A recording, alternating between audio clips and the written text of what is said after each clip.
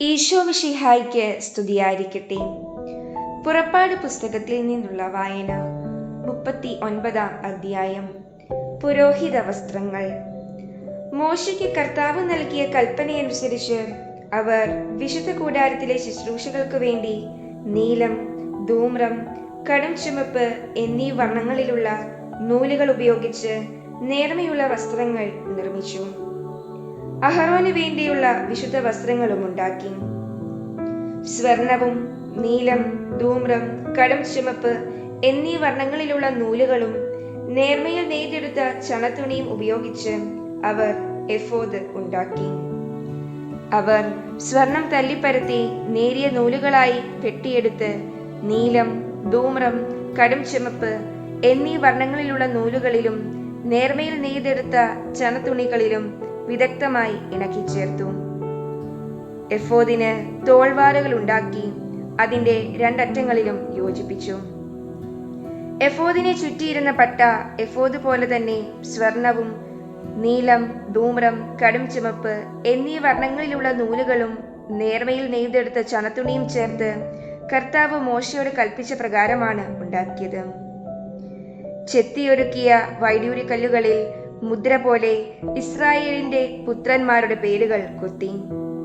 കല്ലുകൾ സ്വർണ തകിടുകളിൽ പതിച്ചു.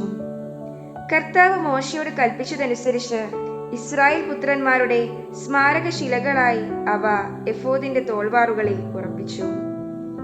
അവർ എഫോദിന്റേതുപോലുള്ള ചിത്രപ്പണികളോട് കൂടിയ ഉരസ്ത്രാണവും നിർമ്മിച്ചു. സ്വർണ നൂലുകൾ, നീലം, ധൂമ്രം, കടും ചുമപ്പ് എന്നീ നിറങ്ങളുള്ള നൂലുകൾ, നേർമയിൽ നെയ്തെടുത്ത ചണത്തുണി എന്നിവ ഉപയോഗിച്ചാണ് അത് നിർമ്മിച്ചത്. ഉരസ്ത്രാണം സമചതുരത്തിൽ 2 മടക്കുകൾ ഉള്ളതായിരുന്നു. അതിന് 1 ചാൺ നീളവും 1 ചാൺ വീതിയും ഉണ്ടായിരുന്നു. അതിന്മേൽ അവർ 4 നിര രത്നങ്ങൾ പതിച്ചു. ആദ്യത്തെ നിരയിൽ മാണിക്യം, പുഷ്യരാഗം, വൈഡൂര്യം. രണ്ടാമത്തെ നിരയിൽ മരതകം, ഇന്ദ്രനീലം, വജ്രം. മൂന്നാമത്തെ നിരയിൽ പവിഴം, ചന്ദ്രകാന്തം, സൗഗന്ധികം. നാലാമത്തെ നിരയിൽ പത്മരാഗം, ഗോമേതകം, സൂര്യകാന്തം. അലങ്കാരപ്പണി ചെയ്ത സ്വർണ തകിടിലാണ് ഈ രത്നങ്ങൾ പതിച്ചത്. ഇസ്രായേലിന്റെ 12 പുത്രന്മാരുടെ പേരുകൾ അനുസരിച്ച് 12 രത്നങ്ങൾ ഉണ്ടായിരുന്നു. ഓരോ ഗോത്രത്തിന്റെയും പേര് ഓരോ രത്നത്തിന്മേൽ മുദ്ര പോലെ ആലേഖനം ചെയ്തു. അവർ ഉരസ്ത്രാണത്തിന് വേണ്ടി തനി സ്വർണം കൊണ്ട് കയറുപോലെ പിണച്ചെടുത്ത തുടലുകൾ പണിതു.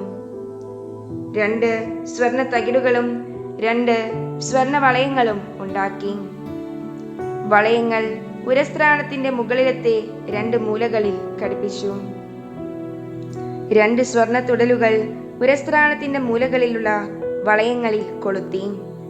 സ്വർണ തുടലുകളുടെ മറ്റേ അറ്റങ്ങൾ സ്വർണ തകിടുകളിൽ ഘടിപ്പിച്ച് എഫോദിന്റെ മുൻഭാഗത്ത് അതിന്റെ തോൾവാറുകളിൽ ബന്ധിച്ചു. 2 സ്വർണ വളയങ്ങൾ ഉണ്ടാക്കി അവ ഉരസ്ത്രാണത്തിന്റെ താഴത്തെ കോണുകളിൽ അവയുടെ ഉൾഭാഗത്ത് എഫോദിനോട് ചേർത്ത് ബന്ധിച്ചു. 2 സ്വർണ വളയങ്ങൾ കൂടി നിർമ്മിച്ച് അവ എഫോദിന്റെ തോൾവാറുകളുടെ താഴത്തെ അറ്റങ്ങൾക്ക് മുൻഭാഗത്ത് അവയുടെ തുന്നലിനോടടുത്ത് എഫോദിന്റെ അലങ്കൃതമായ അരപ്പട്ടയ്ക്ക് മുകളിലായി ബന്ധിച്ചു. കർത്താവ് മോശയോട് കൽപ്പിച്ചതുപോലെ ഉരസ്ത്രാണം എഫോദിന്റെ അലങ്കൃതമായ അരപ്പട്ടയ്ക്ക് മുകളിൽ നിന്ന് ഇളകിപ്പോകാതിരിക്കാൻ അവയുടെ വളയങ്ങൾ ഒരു നീല ചരടുകൊണ്ട് ബന്ധിച്ചു. എഫോദിന്റെ നിലയങ്കി നീല നിറത്തിൽ നെയ്തെടുത്തു. തല കടത്താൻ അതിന്റെ നടുവിൽ ഒരു ദ്വാരമുണ്ടായിരുന്നു. ധരിക്കുമ്പോൾ കീറിപ്പോകാതിരിക്കാൻ ഉടുപ്പുകൾക്ക് ചെയ്യാറുള്ളതുപോലെ ദ്വാരത്തിനു ചുറ്റും ഒരു നാട തുന്നിച്ചേർത്തു. നിലയങ്കിയുടെ വിളുമ്പിനു ചുറ്റും നീലം, ധൂമ്രം, കടും ചുമപ്പ് എന്നീ വർണ്ണങ്ങളുള്ള പിരിച്ച ചണനൂലുകൊണ്ട് മാതള നാരങ്ങകൾ തുന്നിച്ചേർത്തു. അവർ തനി സ്വർണം കൊണ്ട് മണികളുണ്ടാക്കി നിലയങ്കിയുടെ വിളുമ്പിനു ചുറ്റും മാതള നാരങ്ങകളുടെ ഇടയിൽ ബന്ധിച്ചു. കർത്താവ് മോശയോട് കൽപ്പിച്ചതുപോലെ ശുശ്രൂഷയ്ക്കുള്ള നിലയങ്കിയുടെ വിളുമ്പിനു ചുറ്റും ഒന്നിടവിട്ട് മണികളും മാതള നാരങ്ങകളും ഉണ്ടായിരുന്നു. അവർ അഹറോനും അവന്റെ പുത്രന്മാർക്കും വേണ്ടി നേർത്ത ചണം കൊണ്ട് അങ്കികൾ നെയ്തു. നേരിയ ചണം കൊണ്ട് തലപ്പാവും തൊപ്പികളും നേരിയ ചണച്ചരടുകൊണ്ട് കാൽച്ചട്ടയും ഉണ്ടാക്കി. കർത്താവ് മോശയോട് കൽപ്പിച്ചതുപോലെ അവർ നേർത്ത ചണത്തുണിയും നീലം, ധൂമ്രം, കടും ചുമപ്പ് എന്നീ വർണ്ണങ്ങളുള്ള നൂലുകളും ഉപയോഗിച്ച് ചിത്രത്തയ്യലിൽ അരപ്പട്ടയുണ്ടാക്കി.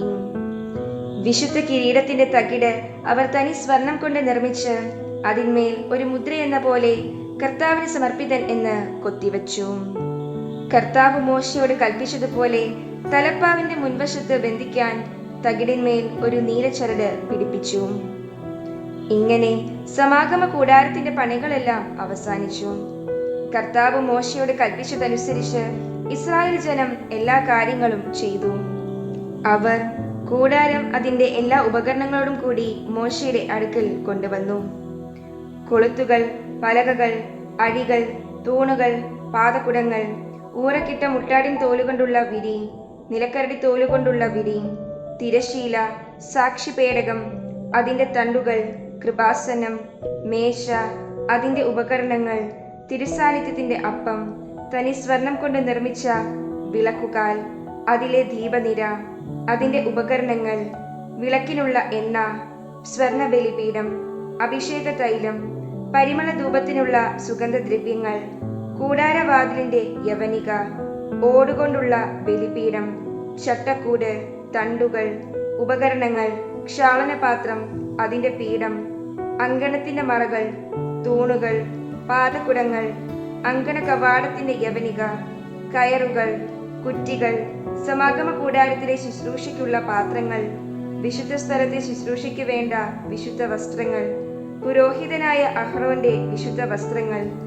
അവന്റെ പുത്രന്മാർ പുരോഹിത ശുശ്രൂഷയ്ക്ക് അണിയേണ്ട വസ്ത്രങ്ങൾ.